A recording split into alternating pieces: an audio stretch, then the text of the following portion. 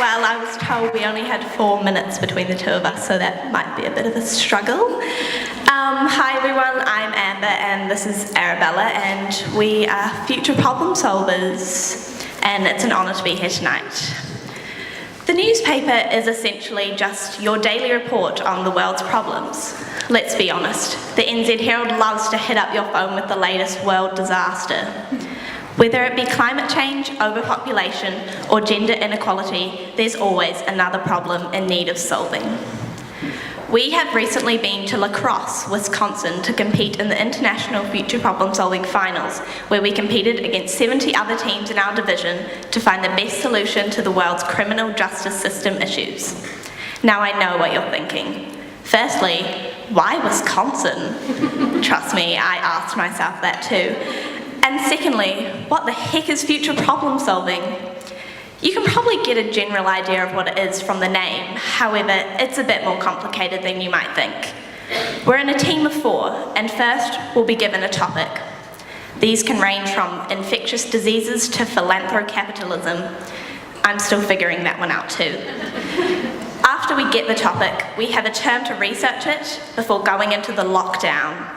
We are put in a room for 2 hours and 15 minutes to identify the issues within the topic, come up with the key issue, develop solutions for this key issue, and select our best solution for which we write an action plan.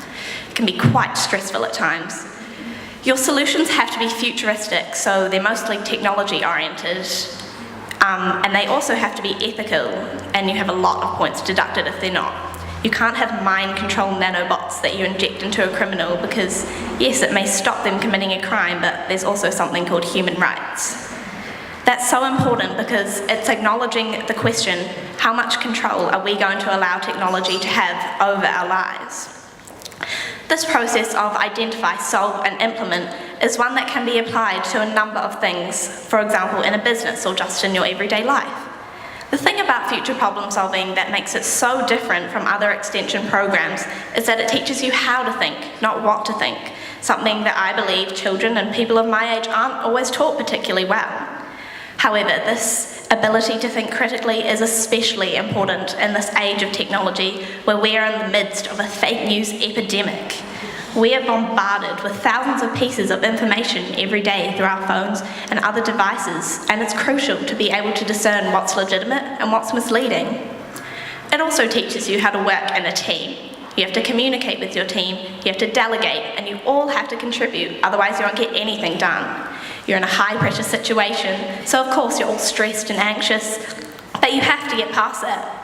And when my team came together, we didn't know each other particularly well, but can I tell you that when you are locked in a room for 2 hours together, regularly, you become quite close. When I was younger, I was always asking questions, both to the delight and dismay of my parents.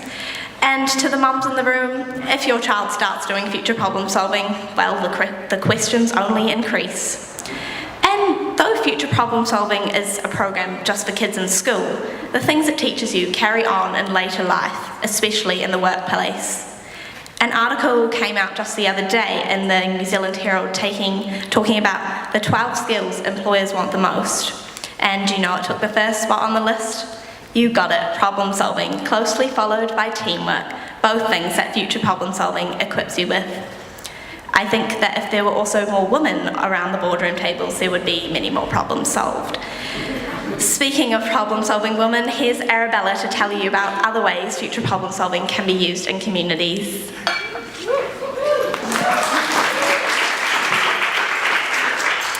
Community problem solving is another facet of the Future Problem Solving program.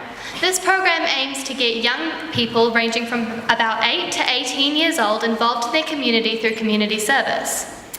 In the Community Problem Solving program, you identify the major issues in your community and decide which is the most important to you, your town, city or country. Once you've decided the issue, you work with a team to solve this issue. Amber and I have begun our own community problem-solving project based around providing warmth to families in need through knitted blankets and other knitted goods. Our project is based around setting up values projects in schools and communities involving knitting goods such as blankets and socks for these people. When we went to the United States, we got to see some other people's community problem-solving projects, which was a truly inspiring experience.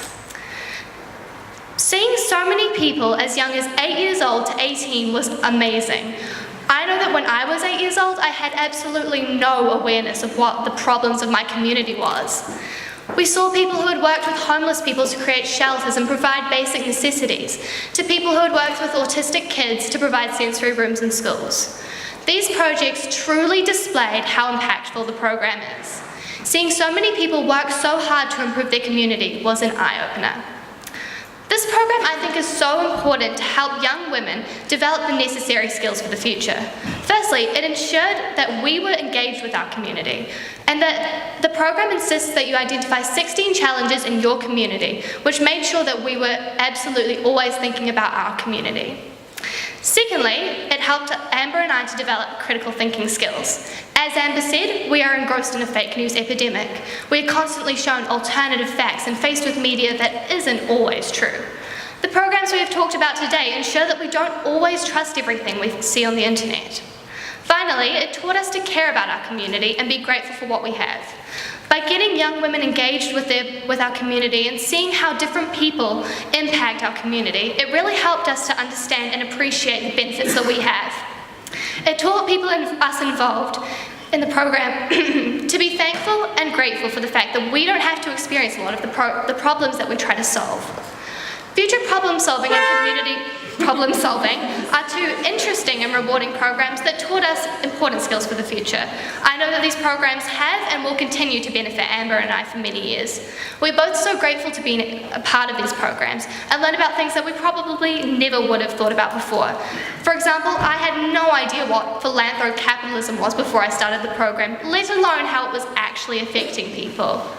By doing these programs, I have been given the additional skills that were necessary for the future, and I'm incredibly grateful for this.